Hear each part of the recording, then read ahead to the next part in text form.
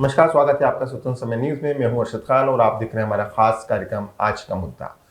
जी, आज के मुद्दे में हम चर्चा करेंगे मास्टर प्लान को लेकर। इंदौर का मास्टर प्लान कब आएगा या आएगा भी कि नहीं, इसी विषय पर चर्चा करने के लिए मौजूद है वरिष्ठ पत्रकार राजेश राठौर जी। हम जानते हैं कि मास्टर प्लान को लेकर मध्य प्रदेश सरकार क्या कर रही है, टाउन एंड कंट्री प्लानिंग के अधिकारी क्या कर रहे हैं। उन्होंने जबकि सारी तैयारियां कर भोपाल भेज दी है।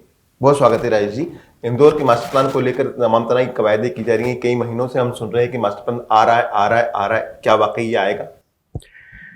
ये मास्टर प्लान इंदौर का आएगा या नहीं आएगा या कब आएगा, ये एक ऐसी वर्ग पहली है जो सांप सीढ़ी के खेल की तरह उलझी हुई है। और हर आदमी अपना अंदाज लगाता है। प्रॉपर्टी वाले कुछ और कहते हैं, अफसर कुछ और कहते हैं, नेता कुछ और कहते हैं, सरकार कुछ और कहती है। लेकिन बात यही है ना कि हम जब हर शो में इस बात को कई बार कह चुके हैं कि सरकार की प्राथमिकता क्या होना चाहिए, प्रशासन की प्राथमिकता क्या होना चाहिए।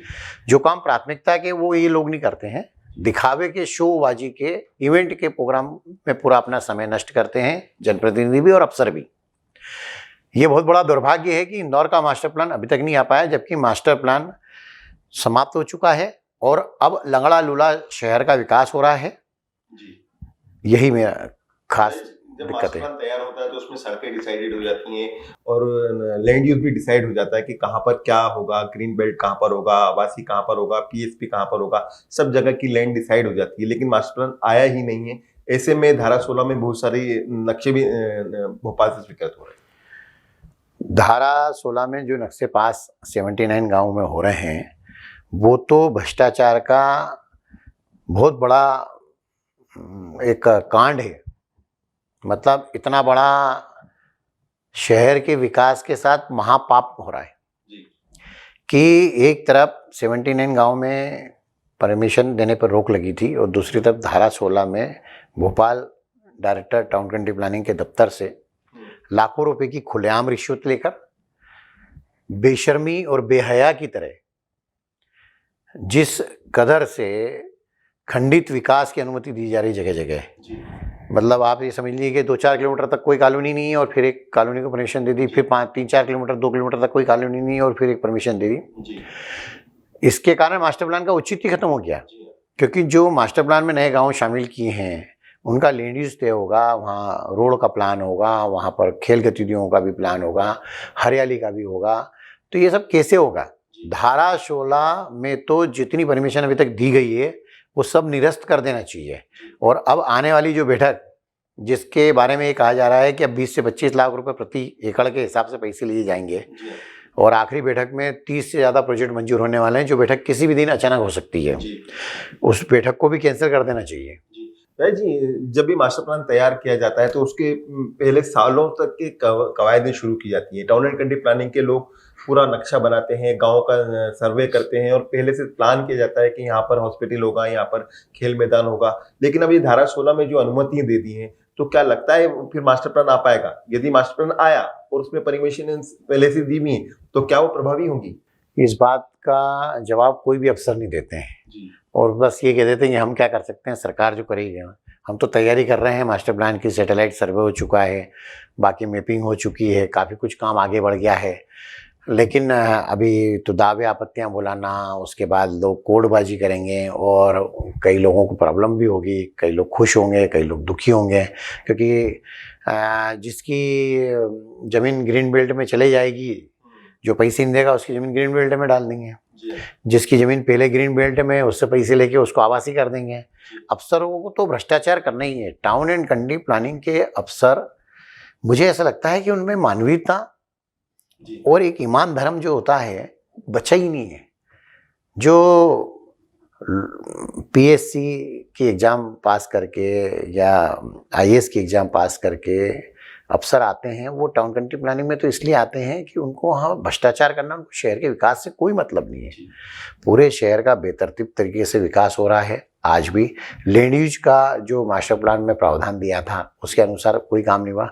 पुराने मास्टर प्लान की जो सड़कें हैं वो अब बनना शुरू हुई है, वो भी 2-4। तो नए मास्टर प्लान की सड़कें तो मुझे लगता है कि हमारे जीते जी नहीं बन पाएगी।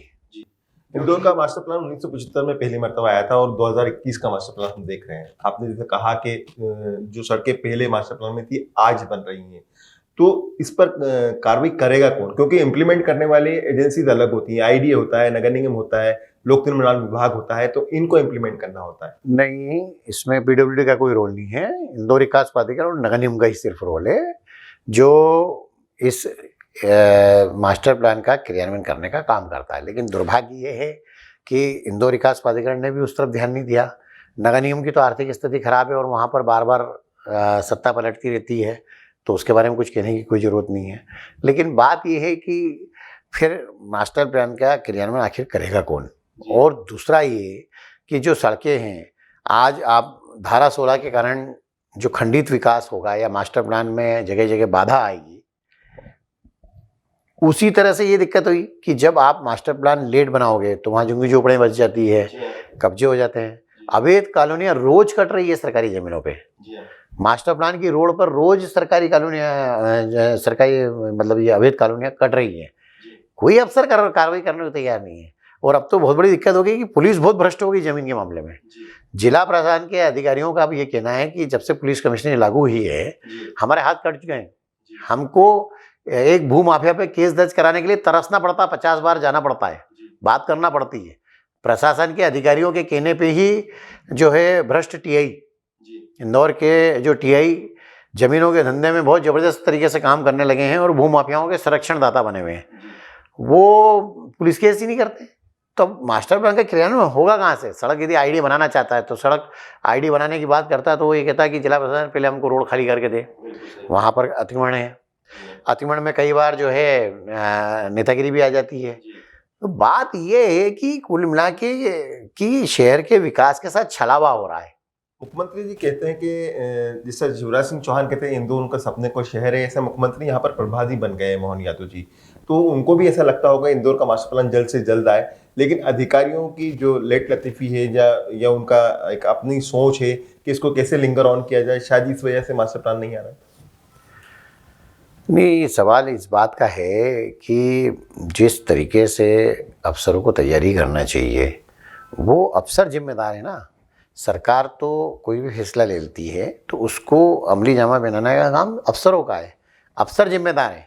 और अफसर जो पाप कर रहे हैं कि मास्टर प्लान भी नहीं ला रहे हैं और धारा 16 में अनुमति दे रहे हैं कॉलोनियों की, नक्शे धड़ाधड़ मंजूर करते जा रहे हैं और धारा 23 में लैंड यूज भी चेंज करते जा रहे हैं। मतलब पराकाष्ठा तो अफसरों की है।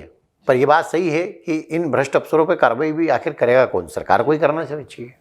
जी, मेरा अंतिम सवाल आपसे, क्या वाकई इंदौर का मास्टर प्लान आएगा या ये लटका ही रहेगा?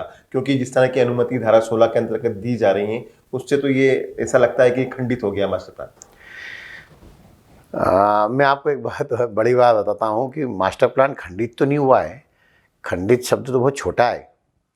मास्टर प्लान एक कांच के टुकड़े की तरह चकनाचूर हो गया है, बिल्कुल जगह जगह से टूटा हुआ है।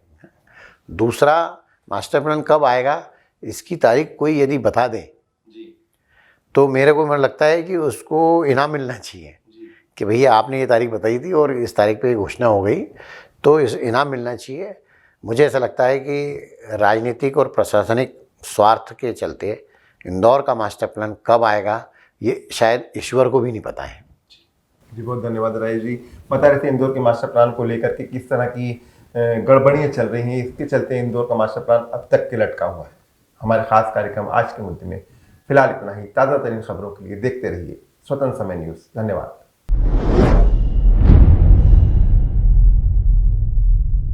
प्योर श्योर दूध और घी, माँ के प्यार सा, मिलावट से दूर, भरोसे से भरपूर, प्योर भी श्योर भी।